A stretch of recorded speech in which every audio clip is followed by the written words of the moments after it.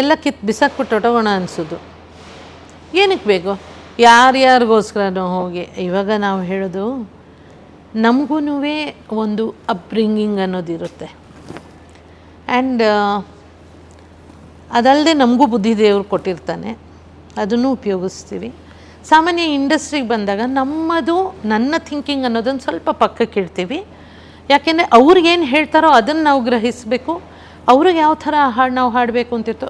For example, ಇವಾಗ ಉಪೇಂದ್ರ ಕುಮಾರ್ ಸರು ತದನ್ನ ಅಂದರೆ ಅವ್ರಿಗೆ ಇಷ್ಟ ಆಗ್ತಿರಲಿಲ್ಲ. ಕ್ಯಾ ಜಮಾನೆ ಕಾ ಸಂಗತಿ ರಕ್ಕೆ ಬೇಟಿ ಹೋ ಕುಸುಮ, ಇನ್ಸಾನ್ ಚಾಂದ್ ತಾರೆ ಪೆ ಸಬ್ ಚಲಾ ಗಯಾ, ತುಮ್ ಅಭಿ ಜಟ್ಕಾ ಗಾಡಿ ಕಾ ಸಂಗತಿ ಗಾತಿ ಹೋ ಅನ್ನೋರು.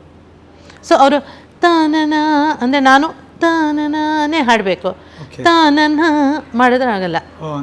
ವಿಜಯ್ ಭಾಸ್ಕರ್ ಸರು ತಾನನ ಕೊಟ್ಟರೆ ತುಮಕು ಜೈಸ ಅಚ್ಚ ಲಗ್ತಾ ತುಮ್ ಗಾಂವ್ ಕುಸುಮ ಅನ್ನೋರು ವೇರಿಯೇಷನ್ ಕೊಡ್ಬೋದಾಗಿತ್ತು. ಮನೋಧರ್ಮಕ್ಕೆ ಆಸ್ಪೆಕ್ಟ್ ಅಲ್ಲಿಗೆ ಅವಕಾಶ ಇರೋದು. ಉಪೇಂದ್ರ ಕುಮಾರ್ ಸರು ಏನು ಕೊಡ್ತೀವೋ ಅದನ್ನು ಲಕ್ಷಣವಾಗಿ ಹಾಡಿಮ್ಮ, ಅದರಲ್ಲೇ ಬೇಕಾದಷ್ಟಿದೆ, ಇನ್ನೇನು ನೀವು ಮಾಡಬೇಕಿಲ್ಲ ಅಂತ. ಸೊ ಈ ಥರ ಎಲ್ಲ ನಾವು ಅಲ್ಲಿ ನಮ್ಮತನ ತೋರಿಸ್ಕೊಳ್ತೀನಿ ಅಂತ ಹೋದರೆ ಕೆಲಸ ಆಗೋಲ್ಲ. ಸೊ ಎಲ್ಲ ಕಲಿತು ಮಾಡಿ ಎಲ್ಲ ಮಾಡಿಬಿಟ್ಟು ಏನು ಪ್ರಯೋಜನಕ್ಕೆ ಬಂತು? ಇವಾಗ ಯಾವುದೋ ಒಂದು ಫಿಲಮ್ನಲ್ಲಿ ಒಂದು ಸಾಂಗು, ಅದರಲ್ಲಿ 2 ಫೀಮೇಲ್ ವಾಯ್ಸ್ ಇದೆ, 1 ಮೇಲ್ ವಾಯ್ಸ್ ಇದೆ.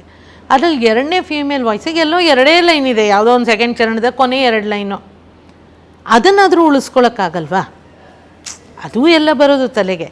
ಇನಿಷಿಯಲಿ ಏನು ಇರಲಿ, ಲೆಟ್ ಮೀ ಹ್ಯಾವ್ ಪೇಷನ್ಸ್,